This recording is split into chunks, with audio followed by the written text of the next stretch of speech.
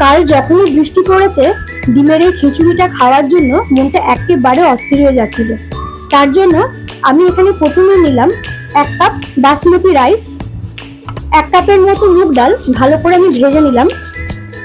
এবারে চাল আর ডাল একসাথে মিশিয়ে ভালো করে পরিষ্কার করে জল দিয়ে ধুয়ে নিলাম, দিয়ে 8 ঘন্টার মতো ভিজিয়ে রাখবো জলে। এবারে নিয়েছি 3টে ডিম সেদ্ধ, গাটা একটু চিড়ে নিলাম, আর 2টো আলু আমি ছোট করে কেটে নিয়েছি। এবারে নুন, হলুদ গুঁড়ো আর লঙ্কা গুঁড়ো ভালো করে মাখিয়ে আমি সবকিছু ম্যারিনেট করে নিলাম।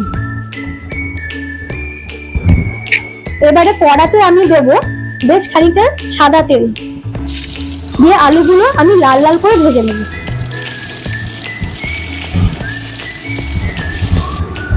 আলুগুলো লাল করে ভাজা হয়ে গেছে, এবারে তুলে নিলাম।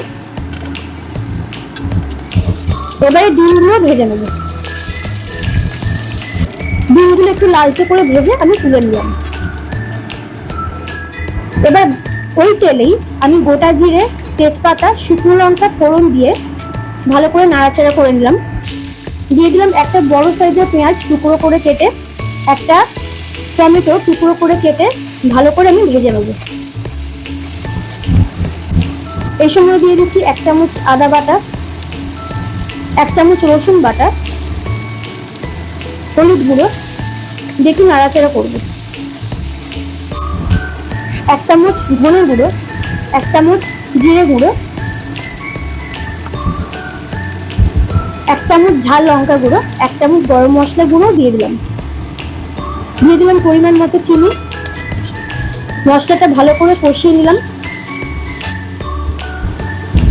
দিয়ে দিলাম 1 কাপের মতো কড়াইশুঁটি। এই কড়াইশুঁটিটা ফ্রিজে আমার ফ্রোজেন করে রাখা ছিল।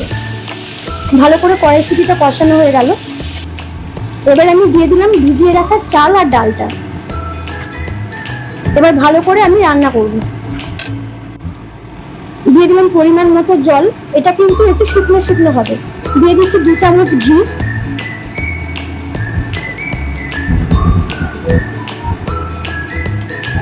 দিয়ে দিলাম এবারে ভেজে রাখা আলুগুলো। উপর থেকে দিয়ে দিলাম 4-5টা ছেঁড়া কাঁচা লঙ্কা, পরিমাণ মতো নুন। একটু ভালো করে মিশিয়ে নিয়ে আমি এটা চাপা দিয়ে দেবো। বেশ খানিকক্ষণ পর আমি চাপাটা খুলে এবারে ডিমগুলোকে দিয়ে দেবো। দিয়ে 10 মিনিটের মতো রান্না করে ওপর থেকে ধনেপাতা দিয়ে রান্নাটা আমি পরিবেশন করে দেবো।